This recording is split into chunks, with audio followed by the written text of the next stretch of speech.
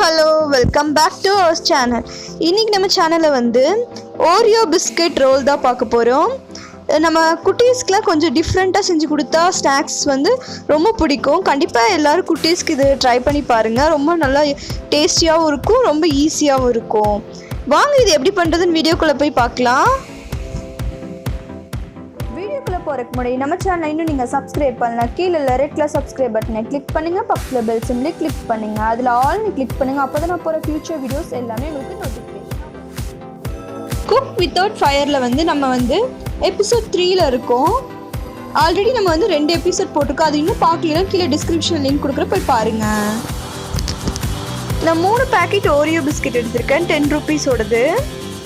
இப்போ இந்த பிஸ்கெட்ஸ்லாம் நான் வந்து ஒரு பவுலுக்கு ட்ரான்ஸ்ஃபர் பண்ணுறேன்.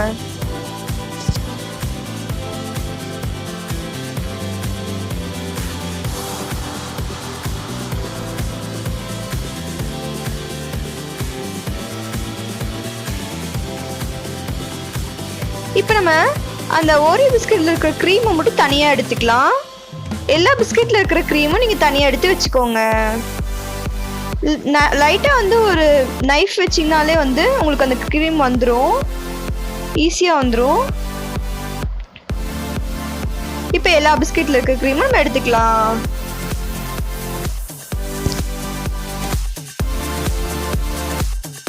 இப்போ நம்ம எல்லா க்ரீமையும் எடுத்தாச்சு பிஸ்கெட்லேருந்து. இப்போ இந்த பிஸ்கெட்டை வந்து நம்ம ஒரு மிக்ஸி ஜாரில் சின்ன சின்ன பீஸாக கட் பண்ணி போடலாம்.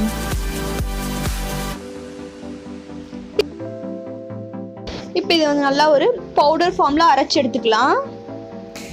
நல்லா நைஸாக அரைச்சி எடுத்துக்கோங்க. இந்த மாதிரி அரைச்சி எடுத்துக்கோங்க. இப்போ இது ஒரு பவுலுக்கு மாற்றலாம்.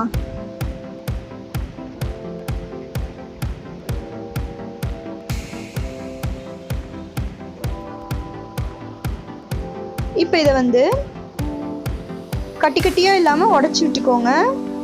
இப்போ இதை வந்து நம்ம சப்பாத்தி மாவு பிசைகிற அளவுக்கு பிசையலாம். கொஞ்சம் கொஞ்சமாக பால் விட்டு பிசைஞ்சு எடுத்துக்கோங்க.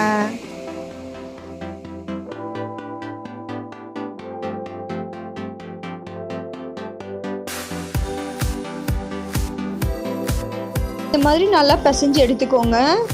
நல்லா சாஃப்டாக பிசைஞ்சு எடுத்துக்கோங்க.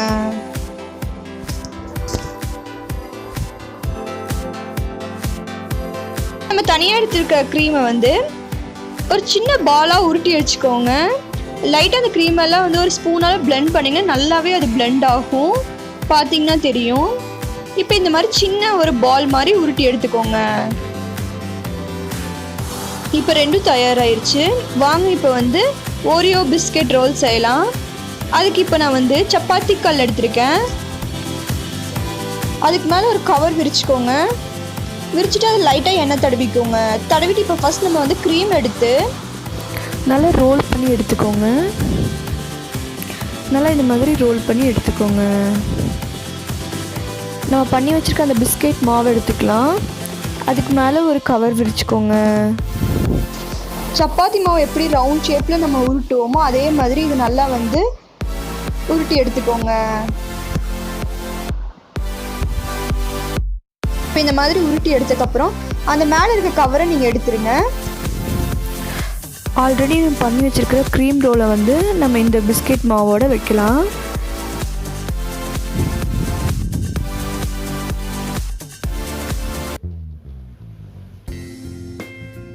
நம்ம ரோல் பண்ணிக்கலாம்.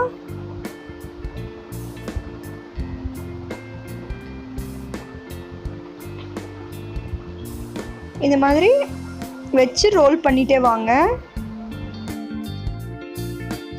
மாதிரி நல்லா ரோல் பண்ணிக்கோங்க. ரோல் பண்ணிட்டு இப்போ இந்த கவரை நல்லா வந்து அந்த பிஸ்கெட்டோட ரோல் பண்ணி விட்டுருங்க. இந்த மாதிரி ரோல் பண்ணிட்டு இது வந்து ஒரு 2 hours வந்து நீங்கள் ஃப்ரிட்ஜில் வச்சு எடுங்க. இப்போ நம்ம வந்து ஃப்ரிட்ஜில் வச்சு எடுத்தாச்சு 2 hours அப்புறம். இப்போ இது நல்லா செட் ஆயிடுச்சு ஃப்ரெண்ட்ஸ். இப்போ அந்த கவர்லேருந்து நம்ம எடுத்துடலாம். எடுத்துட்டு நம்ம வந்து சின்ன சின்னதாக கட் பண்ணி எடுத்துக்கலாம். ரோல் நமக்கு ரெடி ஆயிடுச்சு.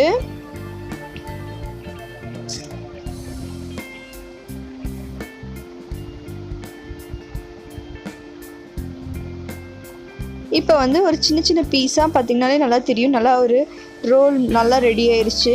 க்ரீம் நடுவுலையும் பார்த்திங்கன்னா தெரியும். இதே மாதிரி எல்லா பீஸையும் இந்த மாதிரி கட் பண்ணி எடுத்துக்கலாம்.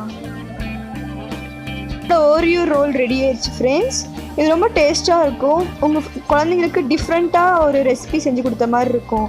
கண்டிப்பாக எல்லோரும் ட்ரை பண்ணிவிட்டு எப்படி இருந்துச்சுன்னு கமெண்ட் பண்ணுங்கள். இந்த வீடியோ பிடிச்சா லைக் பண்ணி உங்கள் ஃப்ரெண்ட்ஸ்க்கு ஷேர் பண்ணுங்கள். மேலும் தெரிஞ்சுக்க நம்ம ஜம்முஸ் கிச்சனை